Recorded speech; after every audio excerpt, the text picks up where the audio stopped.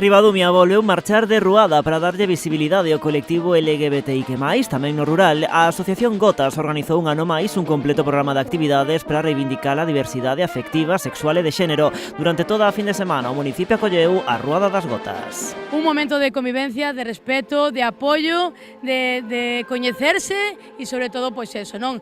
Intentando erradicar calquer tipo de odio, calquer tipo de insulto, calquer tipo de agresión. Por favor, que os tempos que vayan para adiante, que non retrocedan, e en eso está un poquinho a nosa loita. A entidade leva xa 8 anos organizando a ruada, cada vez con máis forza e cunha mellor resposta por parte do público. 8 anos aí traballando para que ninguén pois se teña que marchar e sobre todo tamén para darlle valores, non, á sociedade, valores aos máis pequenos, aos adultos e sobre todo pois eso, tamén recoñecendo e empoderando o colectivo dentro do rural, que é onde nos gusta vivir.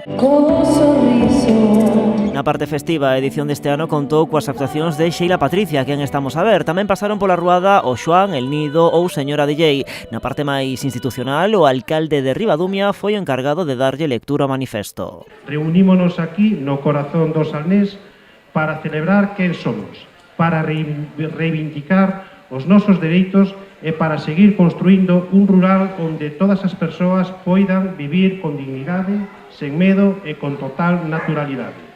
Tras o manifesto, tivo lugar a entrega dos ovos dourados. Para Daniel García Fernández. Ao longo dos anos, Daniel demostrou ser máis que un presentador.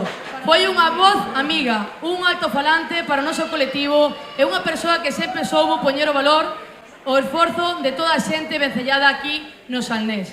Que a súa profesionalidade, co seu compromiso e tamén coa súa proximidade, contribuiu a dar visibilidade ás nosas iniciativas, aos nosos soños e tamén as nosas reivindicacións como xornalista de Canal Rías Baixas. Estou super agradecido, bueno, pois porque pensasen en min para este recoñecemento, non? Polo traballo que veño desenvolvendo aquí na comarca do Salnés dende hai xa casi 9 anos, pois intentando, non, dende que cheguei ao Salnés, pois tamén axudar a visibilizar tamén o colectivo LGBTIQ+, tamén a través dos medios de comunicación locais e difundindo pois todo canto podo, pois proxectos como de Gotas.